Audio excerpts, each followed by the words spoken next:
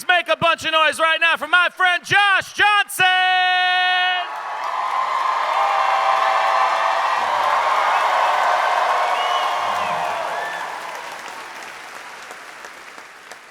I watch a lot of true crime documentaries and series and stuff, and I like to watch the ones that, as best as possible, don't involve murder, because genuinely I'll be like, oh, this is wild, but this is also very sad. So I like the ones where it's like a robbery.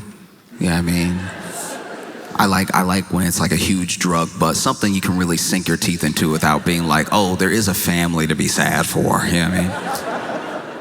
And what I love is the process of when the person is sure they're not going to talk. You know what I mean? They'll bring somebody in, and when the person gets brought in, some people really hang tough. Some people, you know, door slams behind them. I've never been to jail, but I hear the doors are heavy. Door slams behind them. They actually get more tough. They sit in an interrogation like, what? I'm not gonna tell you nothing. You want something out of me? You got the wrong one, okay? And then there's other people, that door slams, and as soon as it slams, they're like, listen, I wasn't there, all right? It was Robert. It was Terry, Robert and Terry. It was their plan anyway. If anything, I'm an innocent bystander. I was just in the car. Y'all know when y'all arrested us, I was in the back seat. That's for a reason. I wasn't even the getaway driver. I thought we were going to McDonald's. Like, just, there are some people who snitch so fast. Even the police can't write it down fast enough. Police are like, well, we got it on tape too, but yeah, this is too fast for the shorthand. Imagine you snitch so fast you make a cop go, hold on.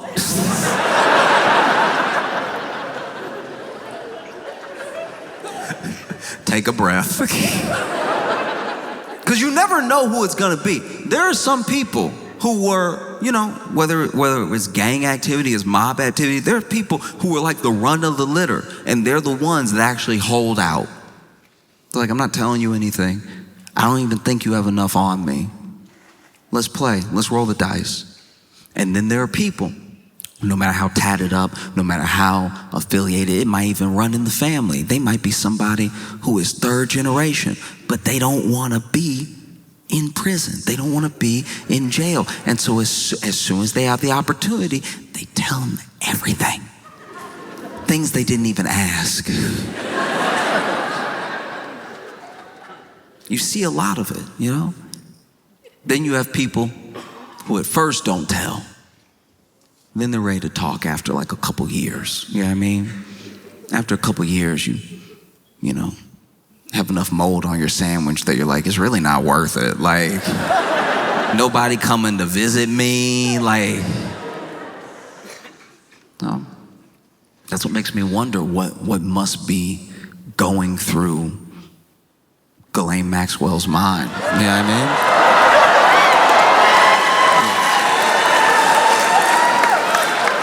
Look,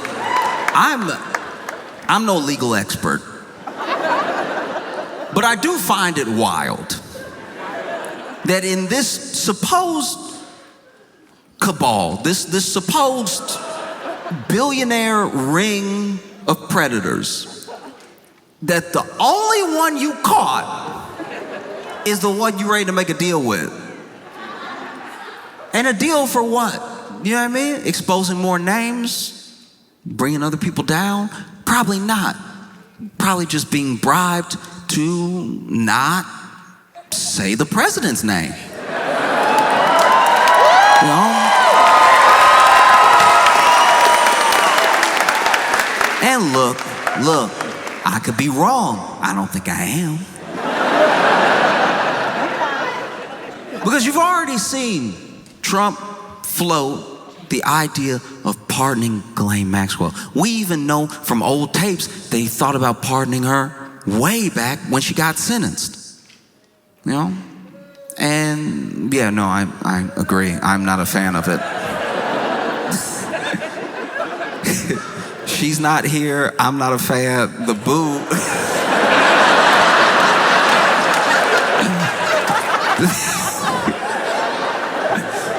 This is somebody's essence being booed. Like,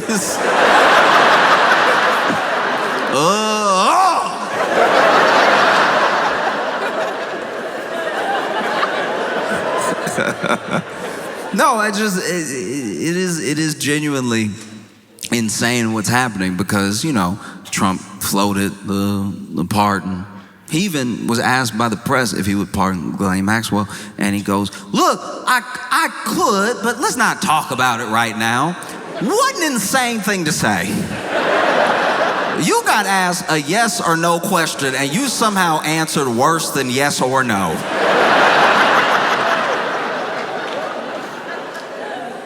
I've never been doing a test and got a true false and put maybe.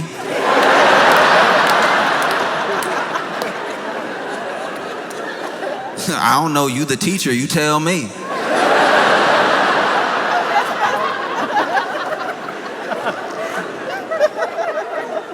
That's insane.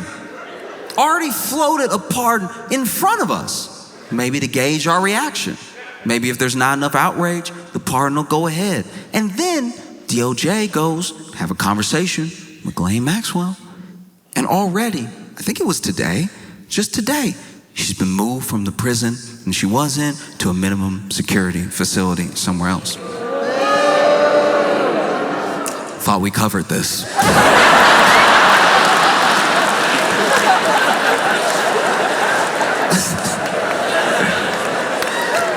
I too hope she can feel your boos. I hope boos work like laxatives, you know. Ghislaine Maxwell just sitting in jail right now.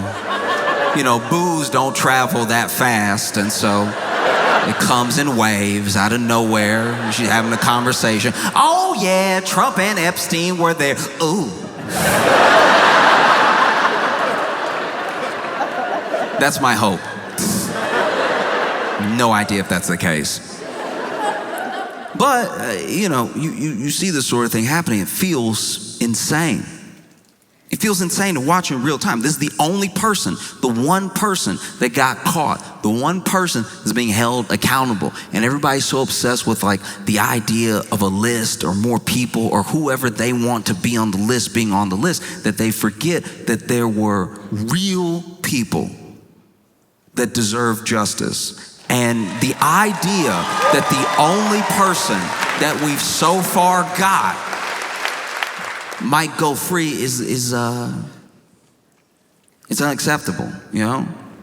Because you see Trump floating, pardoning Ghislaine Maxwell, and I can't imagine what it must be like to be a Trump aide. Like your nose must bleed every day. It's like, yeah, I'm thinking of pardoning Ghislaine Maxwell, and the aide is like, what? I asked you what you want for breakfast.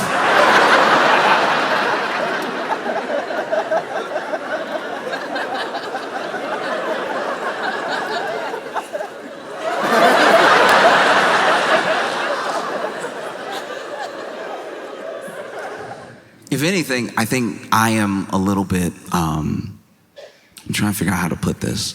I feel sorry for my friends who didn't see it coming because they still believed in like a system and they still believed in like laws and they believed that jail existed for like a reason, you know?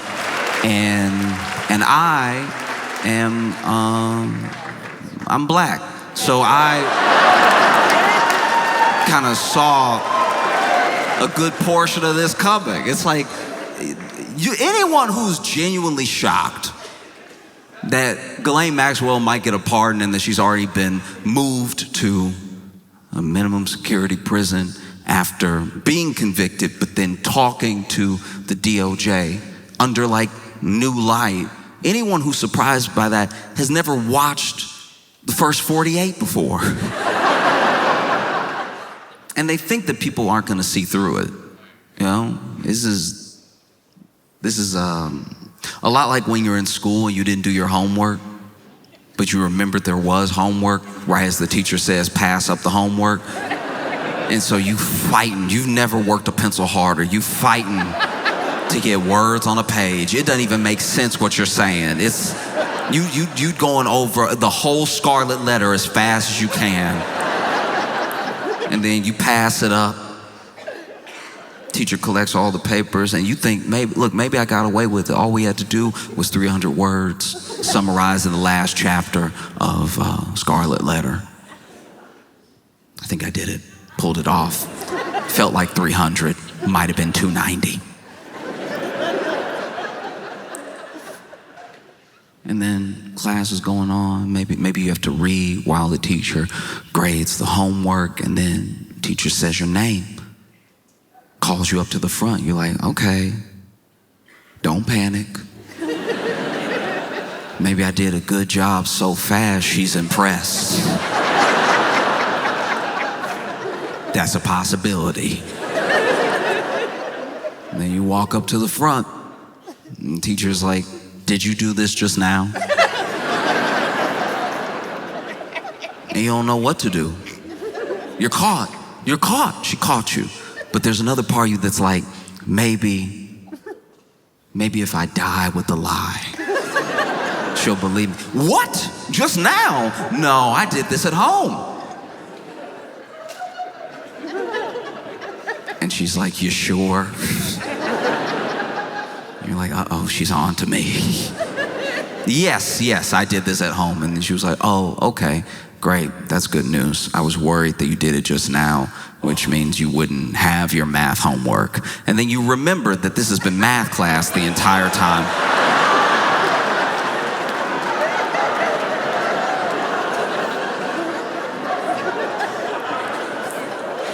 That at least feels like what Trump is going through.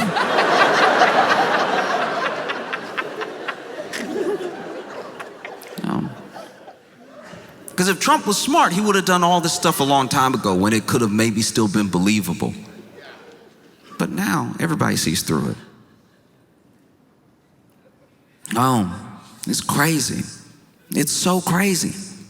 And then, on top of that, this is already insane enough.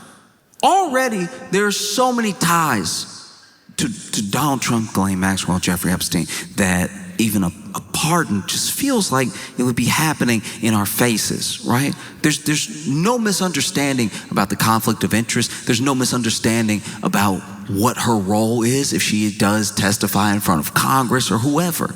And there's no misunderstanding about what the quid pro quo is between the two of them. You know what I mean?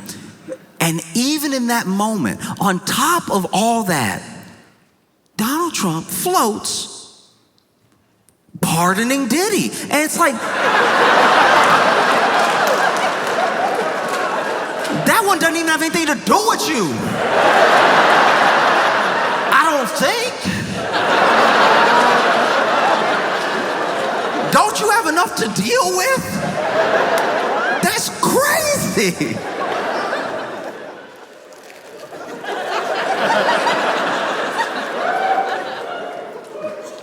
As someone who is not in jail, I'm sweating about everybody who's about to be out of jail. This is insane.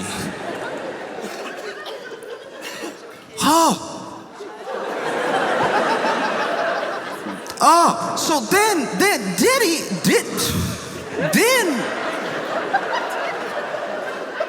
already the public, especially by the media, somewhat potentially unintentional, but the media did a disservice to the public when it came to Diddy's trial, because there's a lot that we know of Diddy. There's a lot that we know that he did, that he's alleged to have done.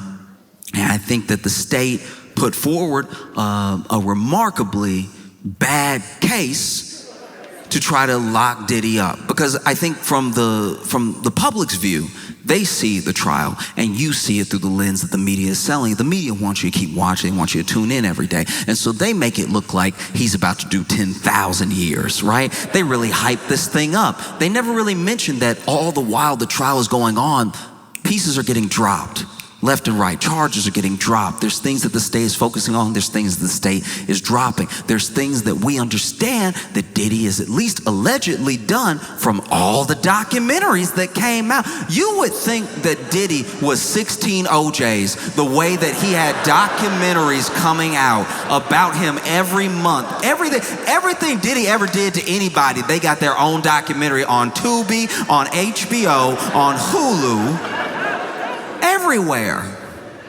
Oh, he hung me out of a window. Like just nonstop stories, right?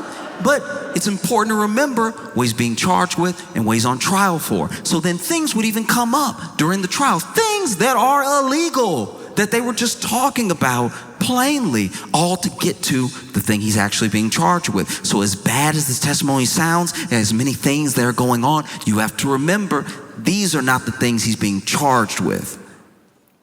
And I think that media got carried away. I think the news got carried away because they finally had something juicy, something big, something that they knew was going to last for days, weeks, months, that wasn't the same old stuff, something that had a bunch of intrigue in it. Apparently there's all these tapes. Apparently he has all this blackmail on all of Hollywood. There's all these things that were supposed to be coming out during the trial, you know? And then the state supposedly makes their case. They read out the verdict. Everyone is sure that this man is about to do 10 million years. And then they read the first one, not guilty. And they start reading them, and there's 5 charges, and 3 of them not guilty. The 3 that carried the most weight, the 3 that had like a minimum 15, 20 years, you know? And then there's 2 misdemeanors. Those 2 misdemeanors he is found guilty of. The people are perplexed. How is he found guilty of these things that are at least tangentially related to the other charges that he hasn't been found guilty for? What's happening, right? And those charges, the things that he was convicted of, they don't carry some mandatory minimum. You know, he could get time served. He could get up to 10 years. He could still do 20 years. But it's not likely that he'll do 20 years because that is the most extreme of cases where you give people the maximum. And I even rewatched a little bit of the reading of the verdict, and I just thought to myself, could get time served. Why would you bother pardoning him? Like, he might already be walking out of jail that day. That's such a crazy thing to do. You don't have enough going on with everybody thinking you were like on an island 152 times or whatever. To be a Trump aide, you must need heart medication because they already try to convince him, look, that looks bad if you just pardon Ghislaine out of nowhere after all this time and everything, after everything she knows and the pictures that y'all are in together, all the pictures that you're in together, all the pictures that you're in together, all the pictures that you're in together, all the pictures that you're in together, the other pictures that you're in together, the pictures that you're in together, all of the pictures that you're in together, plus, she did have 19 phone numbers for you. That's not a good look either. And then Trump says, I see what you're saying. I understand. All right, look, what we're gonna do, we do best, all right? Gonna run a little interference. We're gonna run a little distraction, okay? And we're also gonna pardon Sean Diddy Combs at the same time.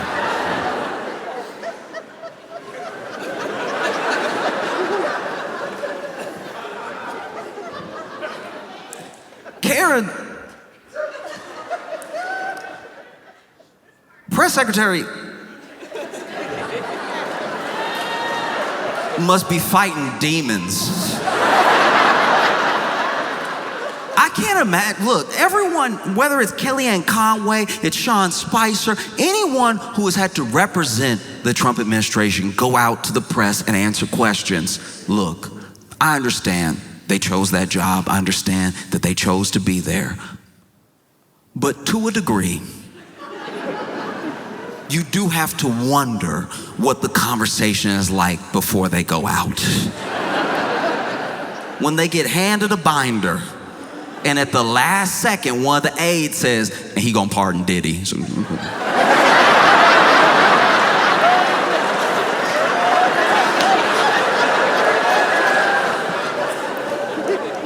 no matter who it was, whether it was Sarah Huckabee Sanders, anyone who has represented the administration on the news or in the press room or anything like that, there's at least been 1 or 2 days where they had a 1,000-yard stare because they were like, how am I gonna pull this together? Because look, things came out during Diddy's trial, things that made you think, of course, this jury is gonna find this man guilty. They have to look at everything that they've heard, but you gotta remember the things he was on trial for and the things that they heard didn't always line up. There was one day of testimony that truly blew me away in that case, and that's hard to say because plenty of those days were rough to listen to. But there is one day in particular that has stuck with me in a different way than the other days. It was the day that Kid Cudi testified. Now, famously, still somehow allegedly,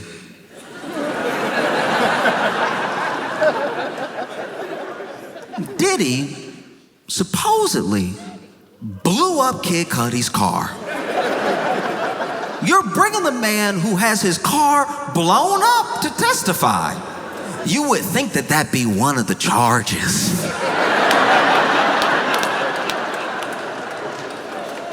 I've never blown up a car in my life. But if I was brought to court to sit and hear testimony of my crimes, I would imagine the car blowing up would be one of them listed. Anyway, they bring in Kid Cudi. Kid Cudi's testifying about the timeline when he dated Cassie, things that happened between him and Diddy. And then he describes a day that is truly harrowing. Kid Cudi is testifying that while he was gone, he was actually, I believe, spending some time with Cassie, that Diddy hears about the relationship, is very upset about it, and Diddy went to and broke into Kid Cudi's house, right? So already, Diddy in your home, that's terrifying.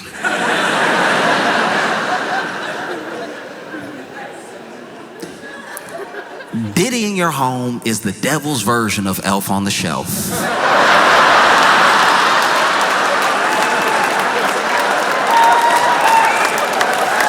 You don't know what he gonna do. You don't know where he gonna be.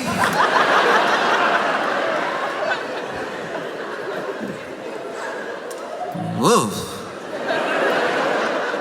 So Diddy was in his home. Now, I'm a little fuzzy on this part, but apparently, I believe at least, that it was Diddy's assistant that called Kid Cudi to let him know, hey, okay, ooh, how do I tell you this? There's no good way. Diddy in your house. He is all up in your house. I mean, I drove him. He made me. He's like, where you live? And I was like, and we went over to your house. And so he's in your house. I'm not now, I'm outside. You know, he told me to wait here. I don't know what he gonna do. And so, Kid Cudi rushes home. And not only is he rushing home, he actually, this is at least as I understand it, must have Diddy's number because they had a conversation. And he was like, yo, you in my house? You in my house? Bass in voice, ready to beat somebody down. You in my house? And apparently, Diddy very calmly said, yeah.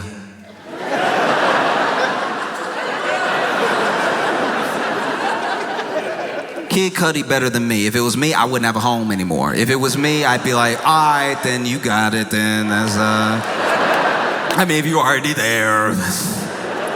Someone breaking and entering into your home and then calmly telling you they broke and entered into your home is more terrifying than I think y'all are giving it credit for. Because then Cudi, apparently, according to testimony, was like, I'm headed there right now, like ready to really beat this dude down, right? And then Diddy said, okay, I'll be waiting for you.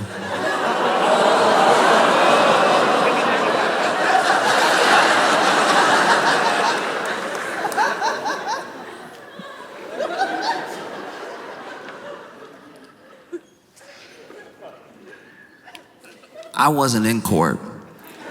I had to read all this, and I haven't read a novel by Stephen King scarier than what I read between the two of them. Kid Cudi gets home, Diddy's gone. He walks into the house. Now, that's braver than me. I would assume he's already planted a bomb somewhere. But Kid Cudi walks into the house, is looking around, assessing the damage, and while Diddy was there, he put Kid Cudi's dog in the bathroom, then opened all his Christmas presents and left. That is so insane. We are dealing with pure evil. That is so insane. Open all his Christmas presents.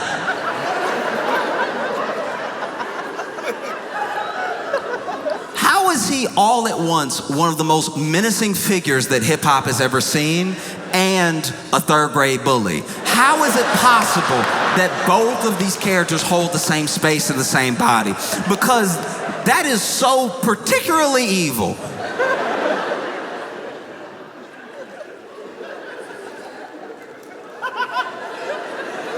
He said, I walked over, Christmas presents unwrapped. I opened the bathroom door, my dog confused.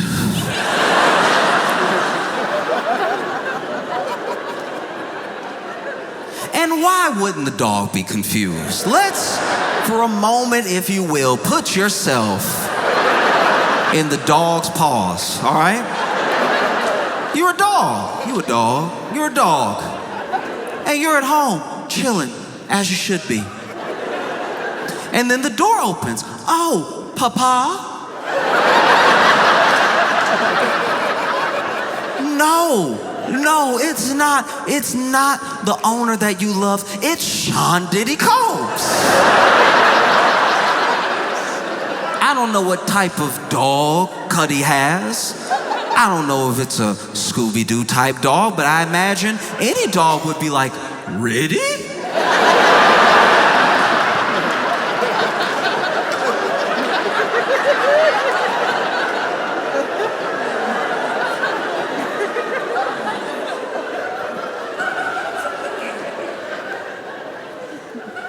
And then Diddy walks over to you confidently, like he knows you. And then he puts you in the bathroom and you're like, okay, I guess that's the best possible outcome.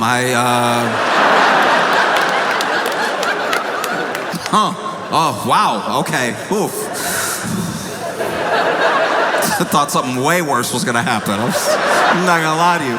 Wow, that's great. From what I've heard about you, the bathroom, man, I don't love it in here, but it's better than whatever you're about to do.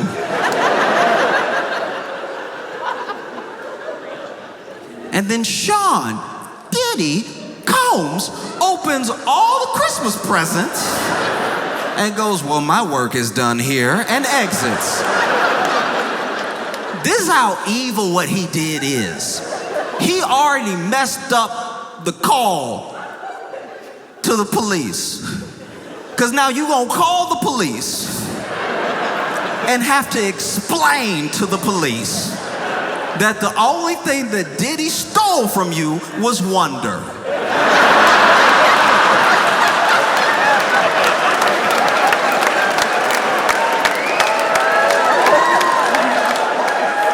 Imagine that call to the police. You gotta call the police and tell them that Diddy, and the police are asking you very reasonable questions. They're over here like, is he still in the home? I don't know. Hopefully, that would make this whole thing a bit more serious. Right now, he's left it at hilarious.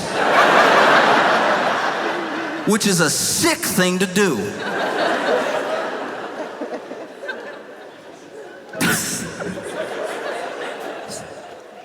No, it's truly insane.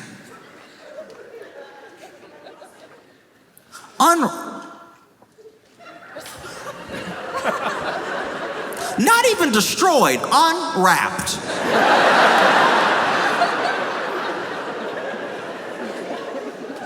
I can't leave this alone until y'all recognize how dirty this is. Imagine. Lots of people here celebrate Christmas. Lots of people exchange Christmas gifts. Imagine if you came home and there just wasn't paper. And now everybody in the family either like happy or disappointed, like, oh, you got me the Theragun that all right, we're like a couple months out, so can I have it now, I guess?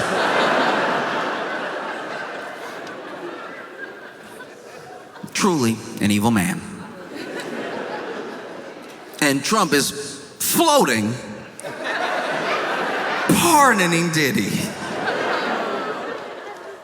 Even before, this was odd, even before this Epstein stuff popped up, Trump had floated the idea of pardoning Diddy mid-trial. And I was like, I didn't know they went together like that. That's weird. Imagine being a white man in your 80s and your favorite rapper is Diddy.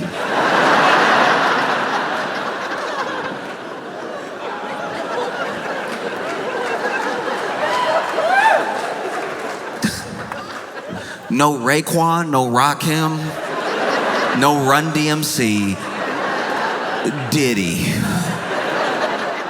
Okay. And even then he had floated the idea of pardoning Diddy. And who knows, maybe something happened. Maybe some money exchanged hands. Maybe somebody said something to somebody and started it in motion and everything. But I can tell you this, justice system aside, the only person working hard to make sure that Diddy doesn't get a pardon, it isn't the state. No. It's not like the DA or the lead prosecutor or anything like that. The person working their hardest to make sure that Diddy does not get a pardon, that he doesn't get released back into society is 50 Cent.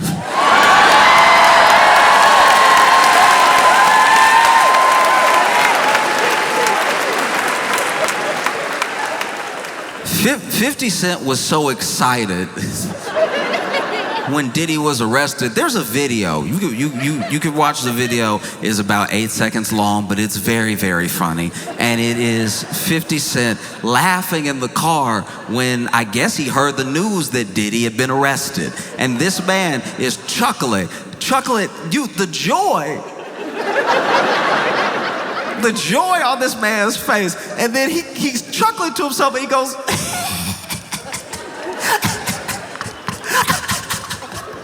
he gonna spend Christmas in jail.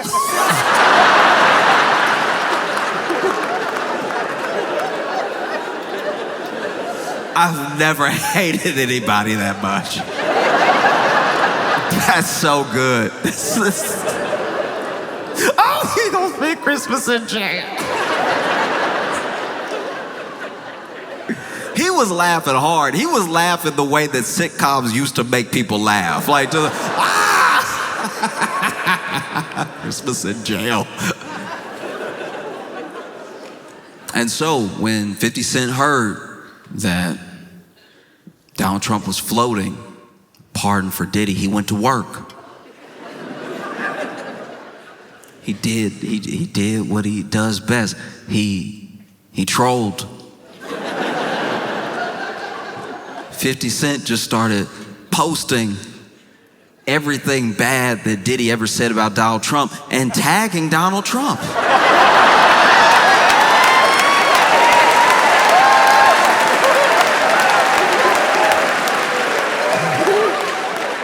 This man went, is this your friend?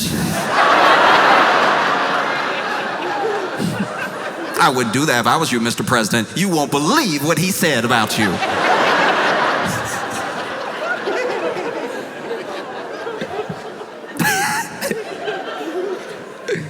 Oh, no. No. No, Donald Trump, this is not one of your African Americans, okay?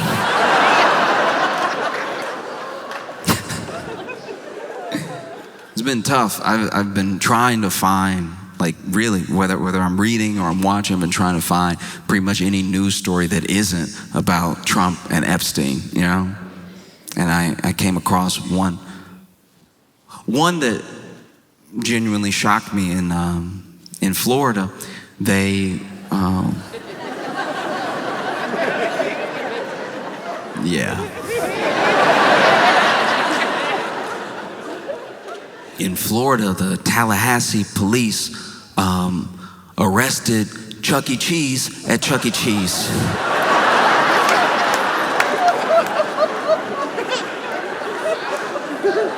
Apparently, Chucky had done some wire fraud.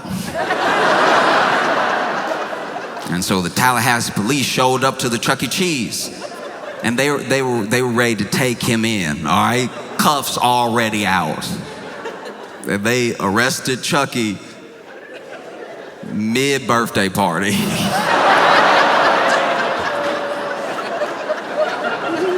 You couldn't wait an hour and a half?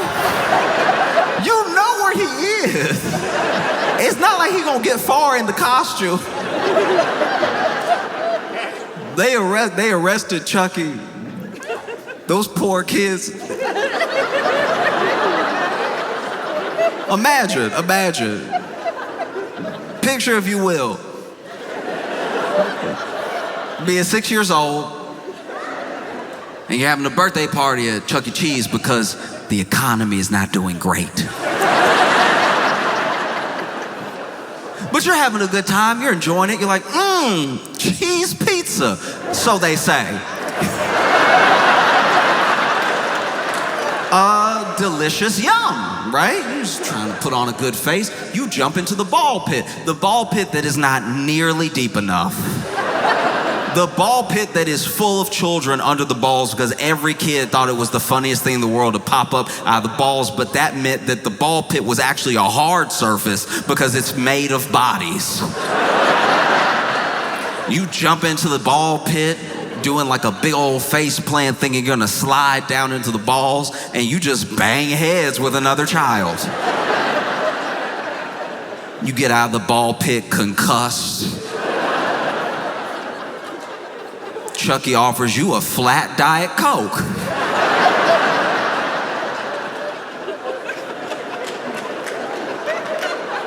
Look, there is a hierarchy to costumed mascots. Now, the most athletic are gonna go to teams. You ever been to a sports game and you see their mascot stretches before, they doing wild moves like,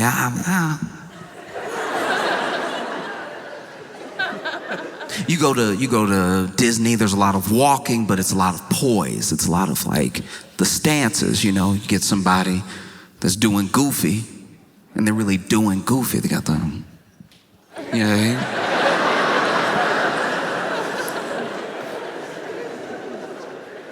Chucky.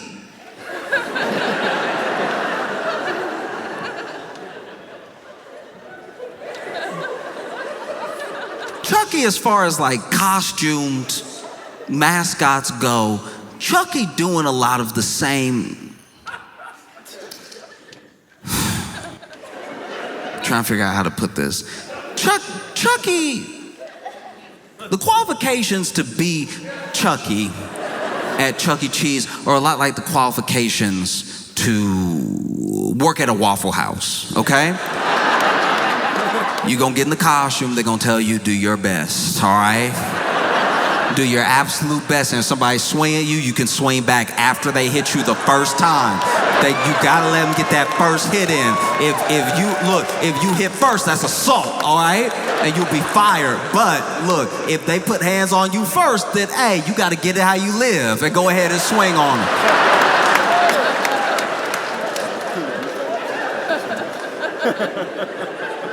So imagine you're surprised when at your 6th-year birthday party, you're celebrating 6 years on this planet, and it hasn't been a great 6.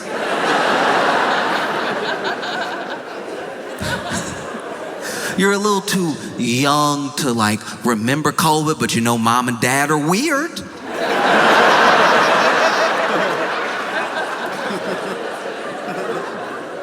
You clapping with your friends.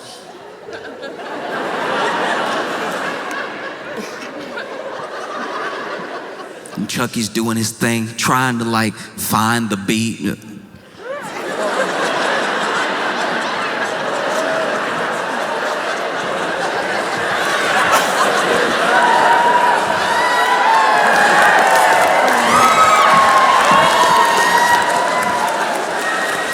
And you're like, I think he doing something. I can't tell. And then the Tallahassee police walk in. And they cuff Chucky right there in front of you for wire fraud.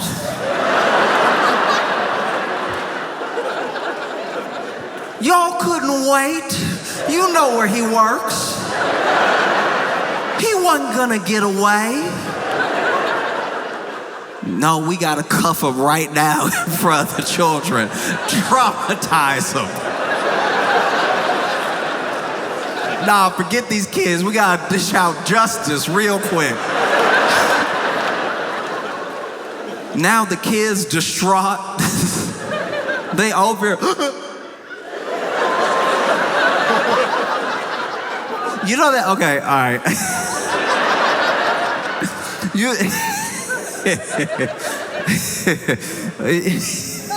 I'm sorry.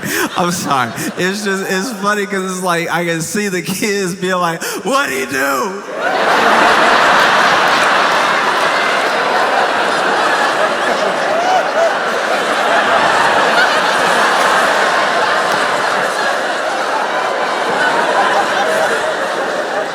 What'd he do? You know that rumble in the throat when you really cry? There's a certain way you can cry when you're 6 that you never cry again. It's honestly, a 6-year-old will drop an ice cream and they'll be like,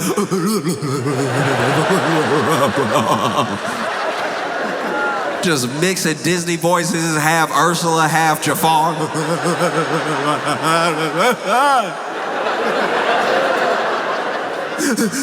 What'd he do?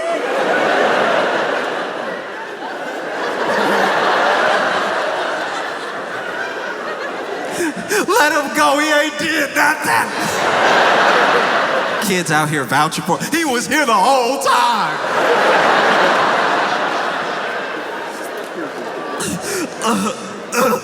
Because you know that. You know when a kid cry long enough, they start coughing. When a kid get real upset and they full of mediocre pizza.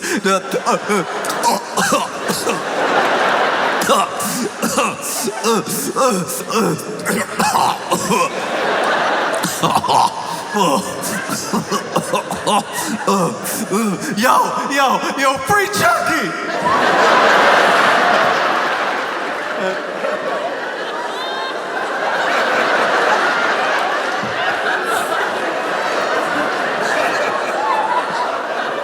Yo, free Chucky! Oh. Now you getting arrested at Chuck E. Cheese, they perp walking you slow just to embarrass you. Y'all really couldn't wait till he got out the costume too, because you know he can't walk fast with those feet. He still got the costume feet on and everything. So now they over here.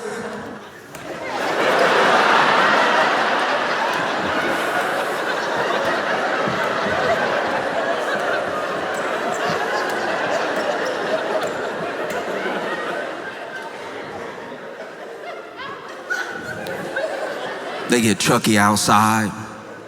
Slam him up against that car. Boom.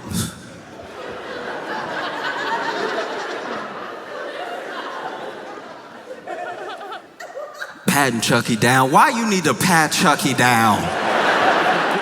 That would be wild though. Chucky had like a full-on Glock on him, like this. That would be crazy. If Chucky he doesn't care where he is. He could be at Chuck E. Cheese. He could be in the streets. He keep that thing on him.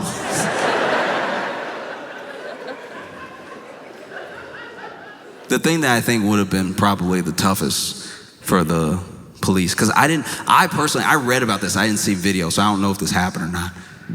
But it would be hard. It'd be very difficult to, open up that car door. And when they walked him out, they did it in full costume. Like the head was still on. Like,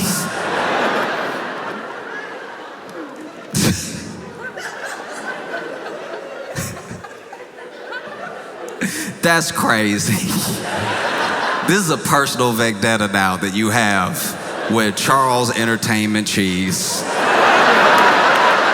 That you couldn't at least take the head off in Chuck E. Cheese. Imagine they take the head off. I mean, I'm sure the kids would have been more upset. Chucky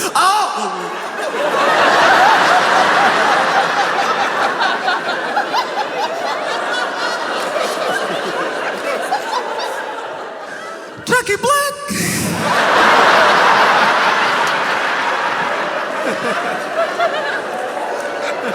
I could have sworn. Anyway. Look, there's not full video that I saw. This is all what I've read, but it's gonna be hard to put your hand on the back of Chucky's head and get him in the car without it looking like police brutality. Because it's not gonna fit. The head is too big. So now you over here, watch your head.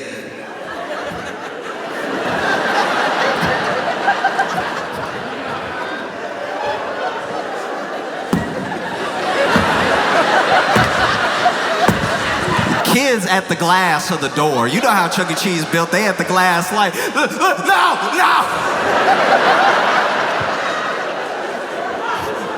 They beating up Chucky. Police like, no, I'm not. I'm trying to get the head in. No, he won't fit. He can't even feel it like that. No, don't do that. Everybody start recording. Look what they doing to Chucky, y'all.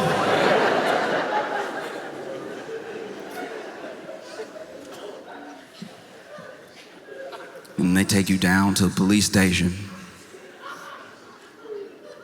Perp walking you. Downtown.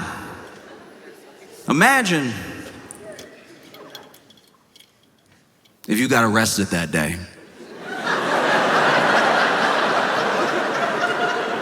For possession of illicit substances. It could be anything. It could be acid, it could be shrooms, it could be anything. And you got arrested for possession. You're not a dealer. They caught you doing, essentially, a victimless crime, trying to enjoy yourself, enjoy your Saturday. Maybe you don't have your life together. Maybe you're not invited to your kid's birthday party.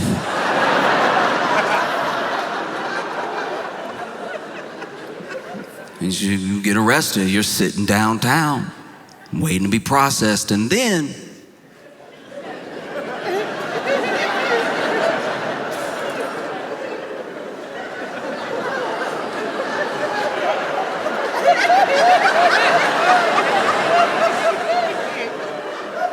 Ayo.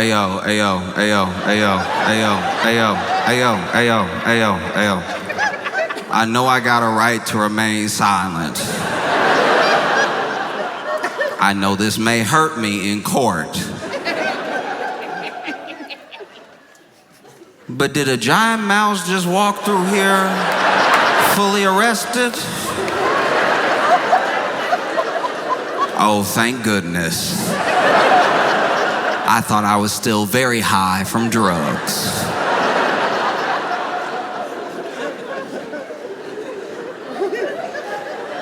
It's insanity, you know what I mean? Now you gotta do everything. How you gonna take Chucky fingerprints? These aren't even functional. I don't know if they feet or hands, but they're not. Mug shot too. Those mug shots are cold. They're just like, ready, face me.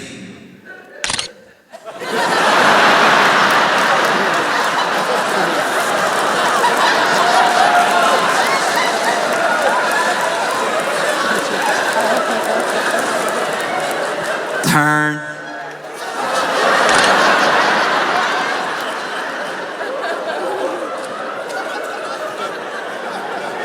Turn.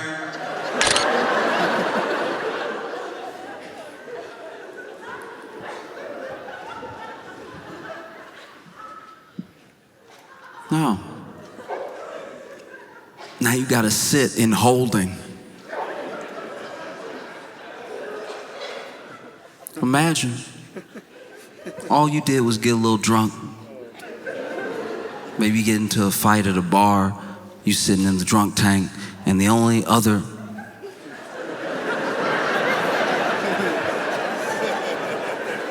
is Chucky a person? Nobody else in there but you and Chuck E. Cheese. And whether it's jail or a birthday, they never really gave, at least that I know of, Chucky a voice. Chucky was always silent. At every birthday party I had, Chuck E. Cheese, Chucky was silent. You know, do the.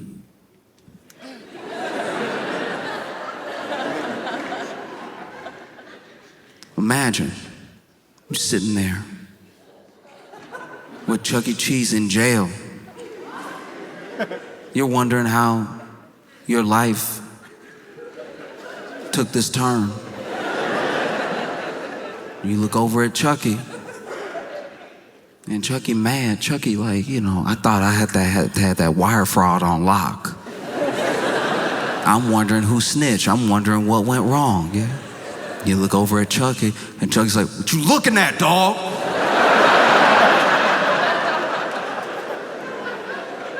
You got a problem? But all you see is...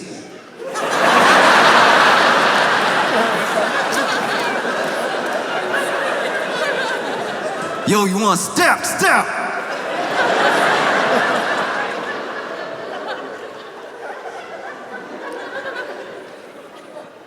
I'm just saying that in this like kangaroo circus of a court and justice system where we know the government is playing in our face, playing with really dangerous people who have done terrible things. If you're gonna pardon Ghislaine Maxwell, if you're gonna pardon Diddy, then at least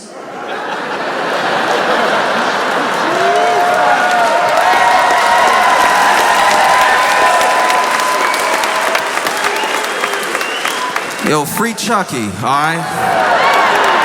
Denver, y'all been phenomenal. Thank you so much. I appreciate y'all.